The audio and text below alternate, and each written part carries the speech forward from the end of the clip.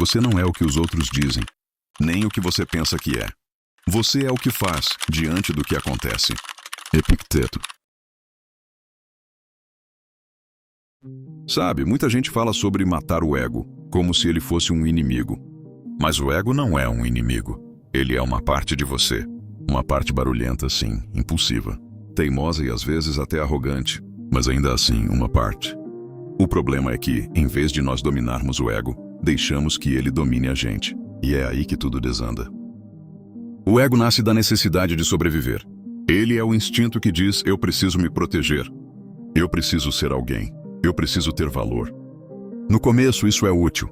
Ele te faz lutar, te faz buscar, te dá direção.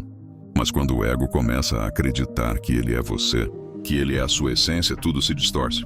Porque o ego não quer paz, ele quer vencer. E às vezes vencer significa perder o que mais importa: a leveza, a lucidez e o equilíbrio. Conviver bem com o ego não é tentar eliminá-lo, mas aprender a olhar para ele sem medo. É entender que o ego é como um cachorro bravo dentro da mente. Se você o ignora, ele destrói. Se você o mima, ele morde. Mas se você o treina, ele protege.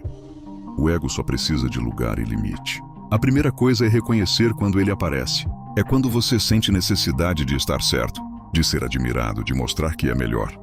É quando se sente ferido porque alguém não te valorizou, ou quando a comparação com os outros te corrói por dentro. Tudo isso é o ego reagindo, e ele reage porque tem medo de desaparecer. Ele precisa ser alguém para se sentir vivo. Mas o ponto mais poderoso é quando você aprende a observar o ego sem reagir.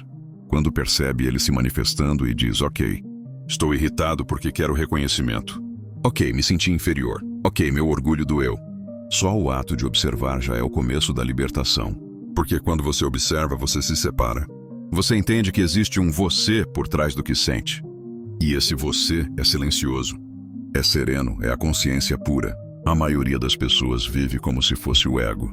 Por isso elas sofrem tanto, porque qualquer crítica é um ataque à identidade que construíram.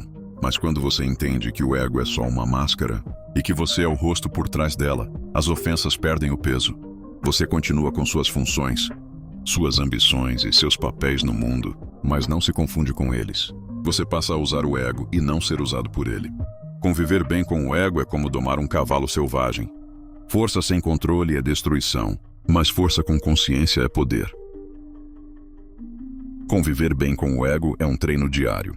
Não é algo que você entende uma vez e pronto. É um exercício constante porque o ego é esperto. Ele muda de forma. Hoje ele te faz querer parecer forte. Amanhã ele te faz se vitimizar para continuar no controle. O ego pode se disfarçar até de humildade, só para continuar sendo o centro. Mas existe um antídoto para isso: a presença. A presença é como uma luz que o ego não suporta. Quando você está presente, respirando, consciente, observando o que sente, o ego perde poder, porque ele vive no passado. Olha o que me fizeram. Ou no futuro. Preciso ser alguém melhor. No agora, ele não tem onde se esconder. Ser presente é simples, mas não é fácil. É olhar para dentro sem julgamento. É respirar fundo quando a raiva sobe. É não reagir no impulso quando o orgulho grita para responder uma mensagem, só para mostrar que você tem razão. É olhar o próprio reflexo e dizer: eu não sou o que penso que sou. Eu sou aquele que está observando o pensamento. Essa é a diferença entre viver dominado e viver desperto. E sabe o que ajuda muito? Aprender a rir de si mesmo. Quando você consegue rir das suas manias, dos seus exageros, das suas tentativas de se provar, você quebra o encanto do ego. Porque o ego quer ser levado a sério o tempo todo. Ele quer palco, quer aplausos, quer respeito. Mas quando você o encara com leveza, ele se desarma. Outra prática poderosa é dar uma função ao ego e não o comando. Use o ego para te dar disciplina, coragem e ambição, mas não para medir o seu valor. Você pode dizer: sou um empresário, sou um pai, sou alguém que constrói. Mas isso são papéis. O problema começa quando você acredita que é apenas isso. Quando você amarra seu valor àquilo que faz, qualquer crítica vira uma ameaça. Mas quando entende que é muito mais do que isso, você passa a agir sem medo de perder. E quem não tem medo de perder, age com liberdade. No fim das contas, conviver bem com o ego é aceitar que ele vai estar ali. Sempre. Mas o truque é simples. Ele pode falar. Você só não precisa obedecer. Deixe o ego falar, mas ouça o silêncio. Deixe o ego querer, mas escolha com calma. Deixe o ego reagir, mas responda com consciência. Porque o ego é só um personagem, e você é o autor. Você é quem escreve as falas, define os limites, e escolhe quando o palco apaga e sobra só o que realmente importa, o ser. O que observa, o que sente. E quando você vive a partir daí, do centro, e não da superfície, tudo muda. Você ainda sente orgulho, ainda tem ambição, ainda quer crescer, mas sem carregar o peso da vaidade e da comparação. A vida fica mais leve e as vitórias mais verdadeiras. No fim, o ego é como um cavalo que você precisa aprender a montar.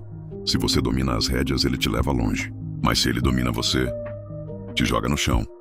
Conviver bem com o ego é isso, não é vencê-lo, é guiá-lo.